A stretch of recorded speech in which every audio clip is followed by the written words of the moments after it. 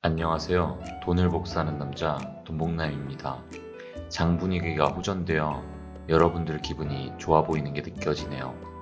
금일 영상은 우리의 누나 캐시우드 ETF 관련 이야기와 비트코인 바라보는 단기 브리핑 그리고 시황 전달 후 영상 마무리하겠습니다.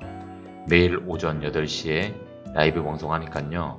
라이브 방송도 자주 보러 오시고 텔레그램 가입 후 무료로 좋은 정보 받아보시길 추천드립니다. 구독, 좋아요, 알림 부탁드리겠습니다.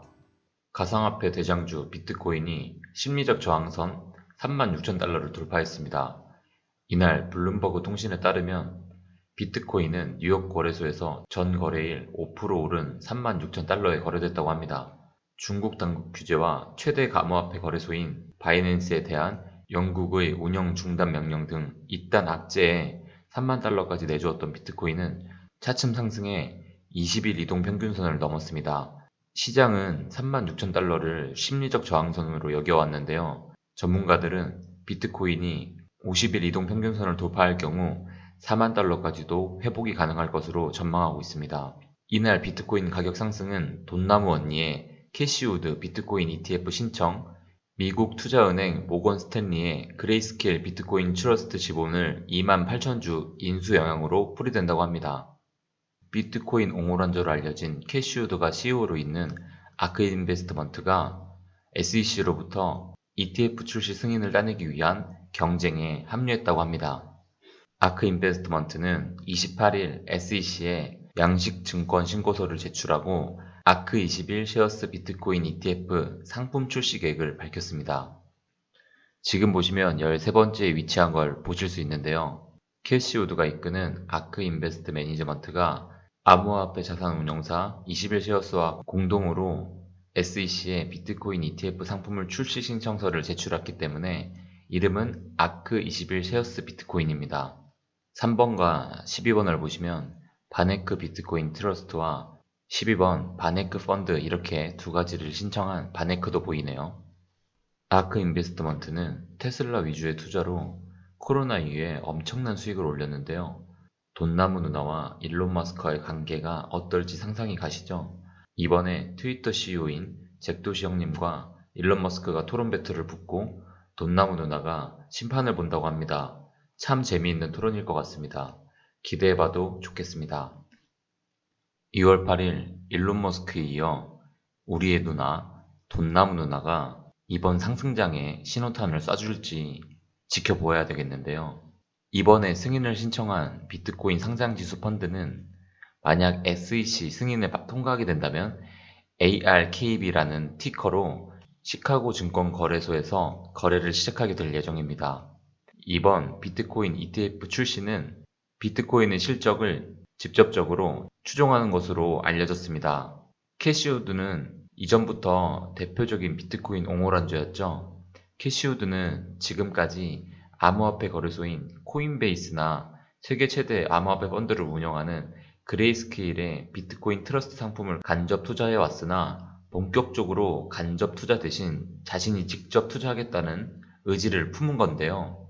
캐시우드는 지난달 비트코인을 50만 달러까지 갈 것이라고 전망하면서 최근 비트코인 가격이 3만 달러 밑으로 추락했을 때 관련 주식을 대거 줍줍했습니다.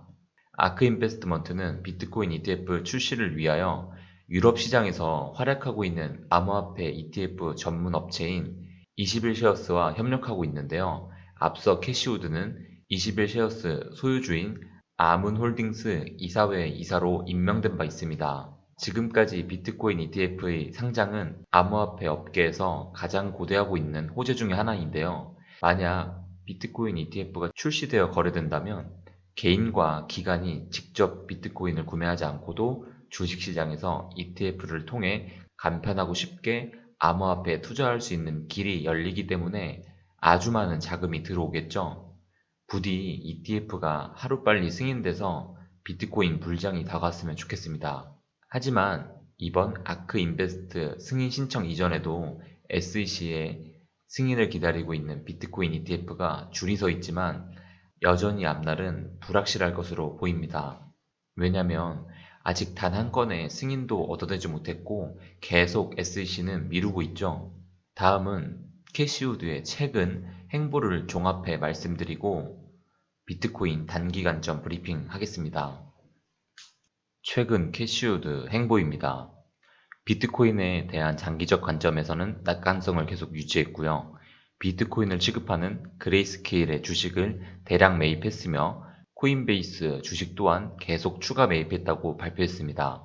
비트코인이 장기적으로 50만 달러까지 상승할 수 있는 걸 전망하고 있으며 현재 비트코인에 총 2억 4천만 달러가 투자되어 있다고 언급했네요. 최근 비트코인 하락세에 매입 시기가 가장 좋다고 주장했고요. 이번에 GBTC를 100만 주나 매입했다고 합니다.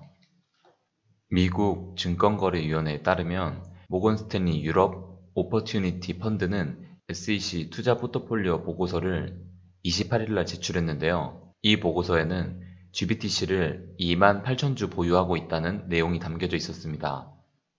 이로써 기관들은 우리가 비트코인을 팔 때 계속 매집하고 있었네요. 비트는 미 증시를 따라 선방 중인데 어센딩 돌파 후 36,000 단기 저항을 맞고 44,000까지 떨어지는 모습을 보여주고 있습니다. 하지만 여기를 지지해주는 모습인데요. 우선 35,000을 지지로 만드는 게 중요하기 때문에 35,000을 지속적으로 터치하더라도 그 몸통이 그 밑으로만 마감하지 않는다면 우선 37,000 안착을 1차 목표로 합니다. 그리고 4만 달러 돌파 시도가 나온다면 36,000달러까지도 열린다고 보여지기 때문에 현 구간 매물대 돌파를 중심적으로 보시면 되겠습니다. 비트코인이 혼자 독주시 알트의 수급이 뺏길 수 있음을 인지하시고요. 비트코인 상승 확률이 높다고 생각하시는 분들은 비트코인을 매수하는 것도 안전한 투자 방법일 수 있습니다. 참고하시길 바랍니다. 테더 도미넌스는 5를 깨고 4.5까지 깨 4.2까지 떨어졌습니다. 다시 반등하여 4.5를 뚫어주는 모습을 보이고 있는데요. 여기서 저항을 맞고 내려와서 3.4 이하로 떨어질 시 알트의 불장이 예상됨을 알 수 있습니다. 테더 도미넌스도 실시간으로 지켜보시면 좋을 것 같습니다. 구글 검색 트렌드와 비트코인 가격을 비교한 지표인데요. 크립토 시장의 열기를 확인해보기 위한 방법 중 하나로 구글 검색 트렌드가 있습니다. 제가 가끔 실시간 방송 때 자주 보여드리는데요. 차트를 보시면 구글 검색량과 비트코인 가격은 비슷하게 움직입니다. 물론 대중들의 관심이 떨어져 가격이 떨어지는 효과와 가격이 떨어져서 관심도 떨어지는 효과가 뒤섞이긴 하지만 시장 상황을 파악하는데 참고할 수 있는 보조지표입니다. 2017년 말 비트코인이 정점을 도달했을 때 구글에서 비트코인 검색량이 폭증한 적이 있습니다. 이에 대해 포브스는 이런 분석 결과를 내놓으며 우리도 같은 방식으로 구글 검색 트렌드를 이용할 수 있습니다. 비트코인 가격이 전고점을 접근 중이지만 현재 비트코인 트렌드 검색량은 2017년 최고치의 10%에 불과하다는 점에 주목해야 한다며 이는 일반 투자자는 현재 비트코인 가격 추세를 따르지 않고 있는 것이며 기관 투자자에 의해 상승이 일어나고 있음을 나타낸다고 분석했습니다. 나아가 현재 일반 대중들의 구글 검색량이 적은 것은 현재 시장 주기가 아직도 매우 초기 단계에 있음을 나타내고 역사적인 신고점을 도달한 후에야 더 많은 사람들이 추세로 따라올 것이라는 점을 예측할 수 있다고 덧붙였습니다. 이로써 우리들의 비트코인 관심은 점점 줄고 있는데요. 비트코인 가격은 회복하면서 우리의 관심은 줄어들고 있죠. 그 말은 무엇이냐? 많은 사람들이 시장을 떠나고 있고 관심이 없을 때 기관들은 계속 매집하고 있다는 거겠죠? 여러분들도 참고해볼 좋을 지표이니까요. 꼭 참고해보시길 바랍니다. 오늘의 패자만이 내일의 승자가 될 수 있다고 합니다. 투자로 성공한 사람들의 일대기를 보면 미성숙한 판단으로 큰 손실을 본 경험들이 꼭 있습니다. 하지만 그들이 거기서 멈췄다면 오늘의 영광은 없을 것입니다. 저 또한 연초에 투자의 실패를 크게 맛봤던 경험이 있습니다. 무엇을 하느냐보다 무엇을 하지 않느냐가 더 중요한 것이 투자입니다. 패배의 경험 없이 공부하고 배워서 완벽히 깨달을 수 있다면 더할 나위 없이 좋겠지만 그렇게 되는 경우는 거의 없습니다. 경험해봐야 하고 실패를 해봐야 합니다. 여기서 중요한 것은 그 패배의 경험이 다시 일어설 힘을 남겨놓을 수준이어야만 한다는 겁니다.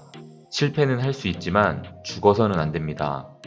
돈을 버는 법을 익혀서 앞서 잃지 않는 법을 치열하게 공부하고 배워야 합니다. 여기서 또 오해하면 안 되는데요. 돈복남이 실패로부터 배우라고 했다면서 실패할 가능성이 높은 줄 알면서도 무대뽀로 투자하시면 안 됩니다. 시장 파악도 안 되고 대응법도 준비가 안 된 상태에서 무작정 트레이딩 하시지 말라는 말입니다.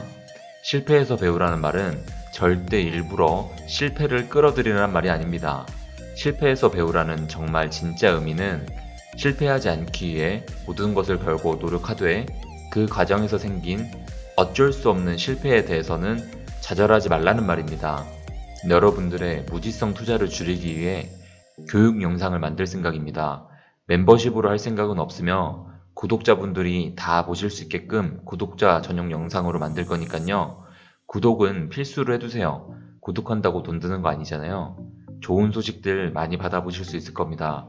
구독자가 아니라면 볼 수 없으니까요. 구독, 알림 부탁드리겠습니다. 오늘도 시청해주셔서 감사드리고요. 여러분들의 시드가 나날이 복사되기를 기도드리겠습니다.